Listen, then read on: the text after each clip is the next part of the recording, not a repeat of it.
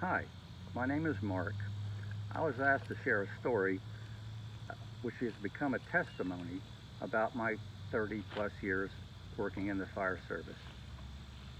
Um, I had become a supervisor later in my career, and the story that I share as a testimony and I like to share with you is we had a normal call, 3 in the morning call on a farmland type area.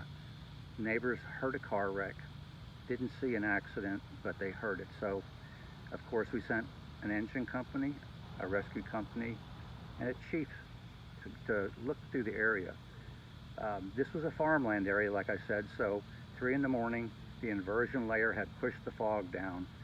The pastures hadn't been cut, so they were all about 3 foot tall. And the engine company, which I was responsible for, came upon two young people sitting on the side of the road. They were conscious and alert, but injured. So we stopped and assisted them, and I questioned them as my responsibility if there was anyone else in the car, which the car had rolled probably 150 feet into a cow pasture of 3 foot tall uh, sawgrass with the fog reaching the top of the grass.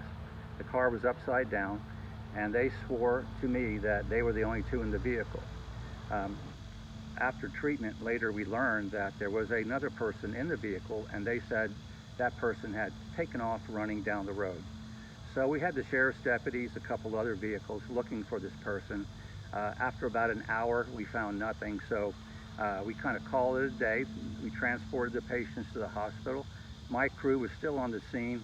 The engine company was facing my crew as they picked up the materials we used on the call. I was inside the engine on my computer doing work, and this was now about 4 o'clock in the morning, 4:15. Um, and as I did my work, my window was down on the driver's side of the fire truck, and I was approached by someone that said, "Mark, have you looked? Have you looked real good?" I didn't know how to take that, and I thought it was one of my employees. I got on my PA system, and all four of my employees were in front of me. I called my second in command over to the truck, and I said, "Did you just see somebody walk up to my vehicle?"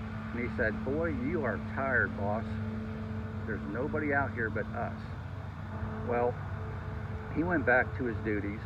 I immediately hopped out of the truck, and back in the day, we didn't have the flashlights we have nowadays. It was a little Black & Decker light with it was burned out from all the work we'd already done. There was not much light to it.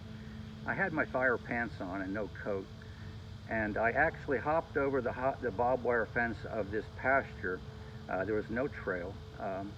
The, the dew was still settled, and it was still dark, and I was just led to walk towards that vehicle that was in the pasture, but in no certain uh, path.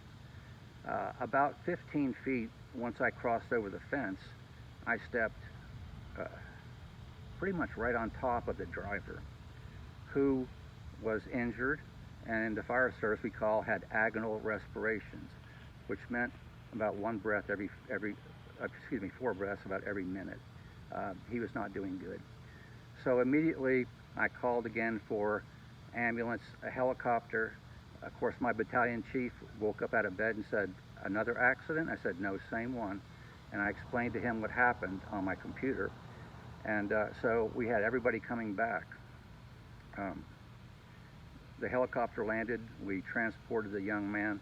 He was alive but unconscious when we transported him. And so that was the end of that call. I went back to the station that morning, and my crew, who have been on many serious calls, one by one came to my office as they woke up. I stayed up the rest of the morning in my office, and they all came in with some kind of a version of, "Boy, we were really lucky that we found him," because they wouldn't have mowed that yard for months and months, and we would have all been in serious trouble. And I explained to each one of them that there was no coincidence or by accident or by chance that I found him. I said, "Someone spoke to me and, and told me." Excuse me. So that was my testimony for quite a while. many of my crew that weren't Christians, they still blew it off as we were just lucky. Um, it wasn't until many years later that this story had, the Lord used this story, which I thought was over and done with, even more in my testimony, which was I was also a personal trainer in the fire service, helping the firefighters pass their annual test, uh, just like a normal trainer in a gym. So when I retired, I did that part-time, and I was at a gymnasium working out, and I let everybody know that I was Christian. And this one lady who was on a treadmill next to me, a very godly woman, still know her, very good friends with the entire family, she asked me that she never wanted to have a trainer, but she'd like to have me help her with her exercise routines. And I, of course, said I would. So through the months that we knew each other, I told her this story that I just told you on a treadmill. And she said, "You're not going to believe this." And I said, "Okay, what will I believe?" She said, "I mentor young ladies in our church, and she's done it for many years, and she's a blessing." And she said, "The one young lady I'm mentoring right now, her brother almost perished in a car accident in this same area in that same timeline." And she said, "That can't be a coincidence." And I said, "No, it can't." So she got to fill in that side of the story to her young lady. And she asked me if she could bring the young lady up to the gym and speak to me. And I said, "Of course, as long as you're here." And she did. And we had a nice conversation, and we prayed. She told me her brother is doing well. Since that time, he's become a Christian. And I unfortunately never met him, which was kind of a fire department thing. We don't get too involved with becoming friends with patients.